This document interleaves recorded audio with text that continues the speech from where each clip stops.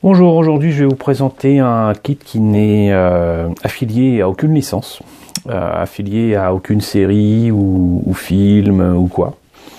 Il s'agit d'une gamme assez particulière de la marque Kotobukiya qui avait proposé des kits modulaires qui pouvaient se marier avec n'importe quel univers, que ce soit sur les licences qu'ils ont, à savoir des choses comme Armored Core et je sais plus, ça s'appelle Super Robot Wars, des choses comme ça.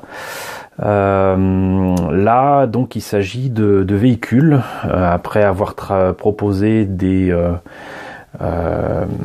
mechanical bays, je suis désolé, je pense ça à l'anglaise autant que faire se peut, donc des bases, des hangars qui étaient modulaires et que j'utilise souvent en convention pour présenter certains mechas.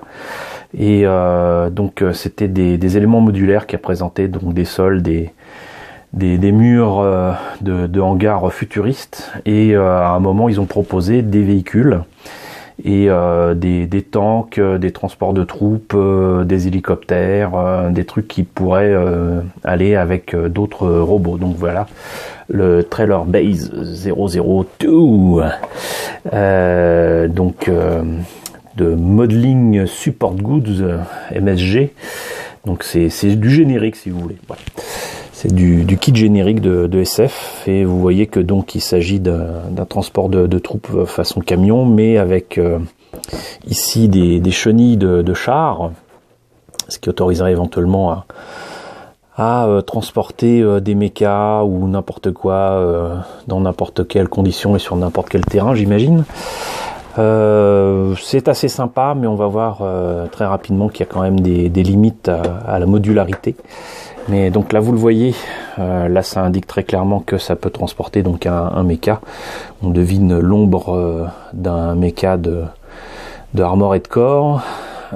Ici c'est un autre modèle qui lui est à roue, qui est légèrement différent, mais qui reprend exactement la même base. Il a simplement quelques pièces différentes. On est toujours ici dans la modularité.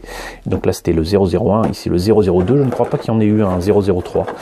Je crains même d'ailleurs que ces kits et même les bases, les hangars, ne se trouvent plus aussi facilement qu'avant, et que le seul moyen d'en avoir est apparemment d'utiliser des kits qui sont des produits pirates, des reproductions de ce qui se faisait avant chez Kotobukiya, ce que je trouve un peu dommage, mais bon, ça a été remplacé par d'autres kits dont on reparlera peut-être une autre fois. Quoi qu'il en soit, donc, qu'est-ce qu'il y a dans cette boîte? Je l'ai monté il y a un bout de temps, tel quel, tac, quelques pièces qui se sont détachées. Oups, on va en profiter pour regarder la notice de montage qui est en noir et blanc. Et ben, déjà pour s'y retrouver, c'est pas la joie. Donc, les grappes qui étaient en présence, comment monter tout ça. Ça s'emboîte, il n'y a pas besoin de coller ni rien.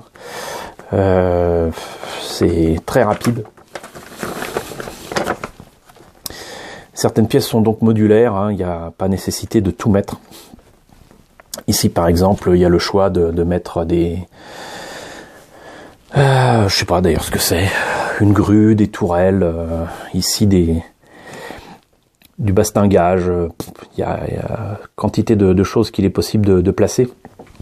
Et par exemple ici, on peut mettre l'arrière du camion tel quel, ou sinon mettre une autre pièce qui permettrait de mettre un second trailer pour faire tout un convoi, toute une caravane de tanks, de remorques. Et donc voilà. Donc bah ça, du coup, je sais que je peux m'en passer. Qu'est-ce que ça donne pour le kit en question? Bah en fait, exactement comme pour la Mechanical Base, c'est plein de bonnes intentions, c'est plein de promesses, mais ça fait très clairement jouer à monter pire que les kits de Revell. Là, vous voyez par exemple, le dessous du semi-remorque est creux. Hein, voilà, je rêve pas, c'est creux. Les chenilles, pas de détails, rien. C'est quand même assez basique. Hein. Quelques détails sympas, mais bon, les phares, faut les peindre. Enfin bon, voilà. Le plastique fait un peu huileux aussi. Très clairement, c'est le genre de truc, il va falloir faire un petit coup de peinture et de bombe pour obtenir quelque chose de sympa. Mais là, par exemple, là, c'est vraiment, à moins de le regarder de haut, le fait que ce soit creux, ça passe pas pour moi. Qu'est-ce que ça donne pour la remorque elle-même? Pareil, de toute façon, c'est exactement les mêmes pièces. Pour les chenilles, ça, je sais toujours pas ce que c'est. C'est peut-être pour soutenir un méca s'il est là. Là, il y a d'autres trucs qu'on peut mettre là. Est-ce que c'est pour mettre la grue? Est-ce que c'est pour mettre autre chose? C'est franchement pas clair pour moi. Et surtout, bon, il y a ces fameux éléments là qui permettent, par exemple, de mettre ça comme ça. Ça casse très rapidement. On peut pas utiliser toutes les pièces, ça c'est clair, et puis de toute façon, c'est pas franchement nécessaire. Donc voilà, c'est sympa, mais sans plus. Et encore une fois, là, c'est creux. Pas de détails ou si peu. C'est vraiment le truc de base, quoi. Bon, maintenant, correctement peint et utilisé dans un petit diorama sympa, ça peut le faire. C'est une des raisons pour laquelle je n'ai pas utilisé ni acheté le premier camion là, qui est présenté ici en vert. C'est qu'une fois acheté celui-ci, je me suis dit que finalement c'était quand même assez décevant. Et bon, ça demanderait quand même beaucoup d'efforts pour obtenir quelque chose de vraiment sympa. Quel en était le prix quand c'était encore disponible? Je ne le vois pas là, étrangement. Je ne sais sincèrement plus combien c'était, mais bon, c'était à peine plus cher que les Mechanical Base, donc peut-être dans les 2000 ou 2500 yens, je sais plus, peut-être même moins, mais voilà. Il y avait aussi des hélicoptères qui étaient proposés sous cette marque-là.